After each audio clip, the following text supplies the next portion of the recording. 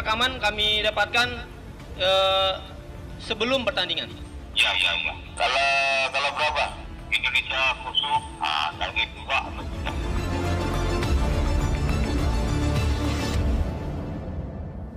Pelatih timnas di bawah usia 23 tahun Aji Santoso dan Wakil Presiden Yusuf Kala menyerahkan penuntasan dugaan pengaturan skor di SEA Games kepada kepolisian. Berikut adalah kutipan pernyataan mereka. Yang pertama begini, kalau itu ada bukti, ya kita nggak usah terlalu emosional juga nanggapnya. Kalau itu ada bukti, diserahkan ke polisi, buktikan siapa yang ngomong, siapa pemainnya atau siapa pelatihnya yang ada pengaturan skor, ya udah diperiksa polisi. Kalau salah, kalau memang benar ditangkap, dipenjara, selesai, ya kan? Jangan sampai anak-anak sudah berusaha maksimal dengan persiapan waktu yang mepet, ini jadikan isu. Saya juga nggak tahu yang menggembuskan isu ada pengaturan skor itu siapa, tapi yang jelas, apalagi kalau dari pelatih tidak 100%, 1000% saya jamin tidak. Dengan saya tadi juga ditelepon sama teman-teman wartawan, katanya sudah ada rekamannya antara Bandar sama pemain. Nah kalau ini udah clear, udah jelas, tinggal diambil aja rekamannya, itu kan udah selesai. Ya dibuktikan lah. Kalau memang buktikan, yang bikin hukum. Buktikan sama dengan FIFA. Kalau memang ada begitu, hukum. Boleh setuju. Kalau asal bisa dibuktikan apa yang dibuat kan. Anda kembali bersama The Headlines dan kini telah bergabung bersama kami Gatot Dewa Broto, Deputi 5 dari Kemenpora. Selamat datang Mas Gatot, terima kasih sudah hadir di The Headlines. Iya, tadi kita sudah bicara soal kalau tuduhan ini berlangsung kan, kalau tidak dibuktikan, kalau tidak dibuka lebih lanjut, kasihan mereka yang dituduh juga, kasihan pemain, kasihan pelatih, kasihan ya yang disebut-sebut.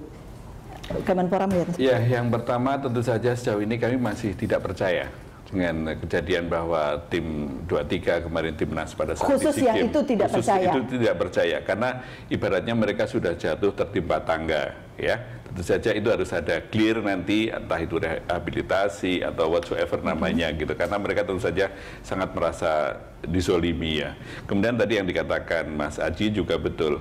Jadi kalau dia melakukan bantahan tidak tahu, nah ini boleh saya buka sedikit ya. Ada yang pernah kami alami.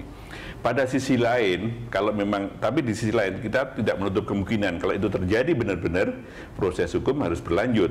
Karena yang namanya match fixing itu diatur di dalam FIFA, itu dilarang. Itu tujuan FIFA diantaranya masalah match fixing. Nah, kami di tim 9, tepatnya tanggal 4 Maret 2015, itu pernah kedatangan seseorang yang kalau dalam bahasa bola namanya runner. Datang itu kepada penghubung kami antara mafia dengan orang yang di lapangan. Bandar, kemudian lapangan dia akan tahu bagaimana pergerakan gitu, bebegungnya, movement yang tahu. Dia itu cerita, kalau kejadian misalnya ada match fixing, itu tidak perlu lewat pelatih. Bisa langsung ke direct pada pemain. Yang datang itu BS bukan? Kalau memang itu namanya sama, identitasnya sama, figur bentuknya sama, kami juga harus mengakui mungkin sama. Mungkin sama, tapi inisialnya memang BS. Inisialnya BS itu.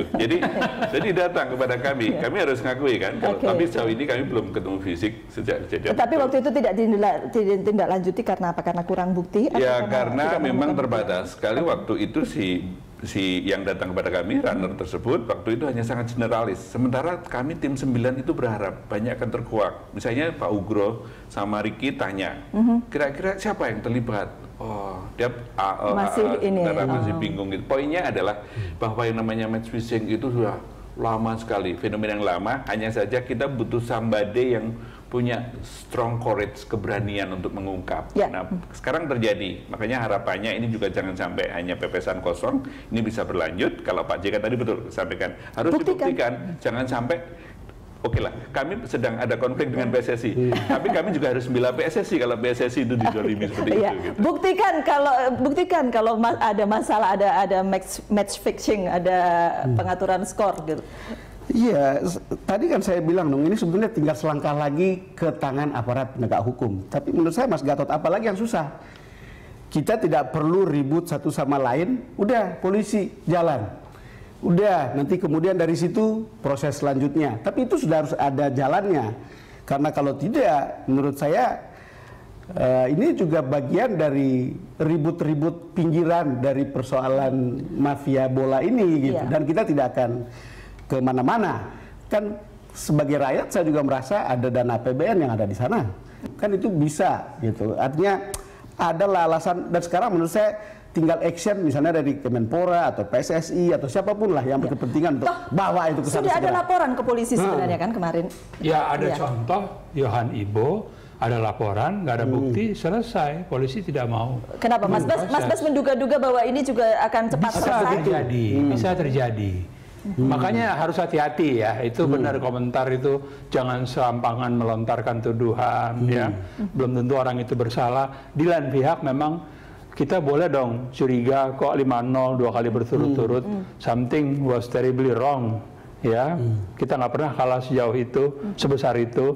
Tapi jadi pernah 6-0 katanya. Ya. Pernah 6-0, pernah 10-0 sama Thailand terakhir 5-0 tahun 85 SEA Games, saya meliput waktu itu. Setelah itu nggak pernah kejadian kalah 5-0. Ini bukan hanya lawan Thailand, Vietnam juga 10-0 tanpa balas. Terus terang, saya sebagai reporter sepak bola curiga. Boleh dong curiga. Mas Tommy. Ya, soal Yohan Ibo. Hukum sepak bola adalah menyangkut anggotanya. Terkait Yohan Ibo, saat kejadian hari ini kita cek bahwa dia tidak terdaftar sebagai member klub manapun. Jadi kami PSSI tidak bisa menghukum dia secara hukum sepak bola. Kerjasama PSSI dengan kemudian pihak kepolisian? Ya, dia harus dengan pihak kepolisian. Kalau boleh saya sampaikan, sebetulnya ini bagian dari investigasi walaupun saya tidak terlibat. Bahwa bukti harusnya waktu itu dibiarkan ada dulu bukti uangnya. Waktu itu belum sampai kejadian suap, itu persoalannya. Jadi kemudian ada batasan dalam hukum positif, saya bukan pengamat hukum juga, katanya penahanannya kan juga ada batas, sehingga kemudian dilepas oleh kepolisian. Nah itu yang sangat disayangkan, itu yang saya bilang bahwa investigasi match fixing harus dilakukan secara operasi intelijen. Tapi yang inilah, kita balik lagi ke kemarin. Kalau bandarnya ada di luar ya, ada di luar negeri. Kita balik yang ke preskon kemarin itu kan, ini yang soal Indonesia melawan Vietnam dan Indonesia melawan Thailand itu kan sudah kejadian, sudah selesai gitu. Terkait curiganya boleh, tetapi jelas harus ada pembuktian supaya jangan jadi hanya penyudutan tertentu. Karena bagaimanapun tuduhan sudah terlempar, kini tinggal harus dibuktikan. Kalau Mas Bas tadi mungkin agak khawatir jangan buktinya bisa susah dan kemudian agak nanti berhenti segera dan tidak terjadi apa-apa sesudahnya. Saya hanya ingin mengingatkan ada formulasi, ada metode di mana pemain pada masa-masa lalu mau mengaku. Jadi somehow, somewhere ada cara yang bisa dilakukan oleh bukan hanya kepolisian loh, Menpora bisa melakukan. Tim transisi bisa, PSSI bisa. Somehow orang-orang tersebut yang saya sebut tadi itu pemain-pemain top, mengaku ya saya disuap. Dia dihukum, bukan di pengadilan. Soal skor, saya mau jelaskan supaya tidak bias bagi pemirsa. Bukan mau bela juga bahwa skor 0-5 adalah skor yang buruk dalam kekalahan sepak bola.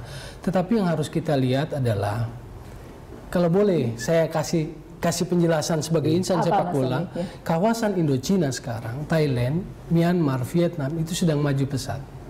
Indikator-indikator bagaimana football development mereka berkembang. Peringkat kita sekarang 155 ya? Sudah pasti di bawah Thailand, sudah pasti di bawah Malaysia, sudah pasti di bawah itu banyak Vietnam. indikatornya. Kalau kita menghitung FIFA ranking, bahkan di FIFA pun hanya orang-orang tertentu. Kalau saya boleh kasih tahu rumusnya, P sama dengan M kali I kali T kali C. Panjang, ada angka koefisiennya. P apa P? P itu poin.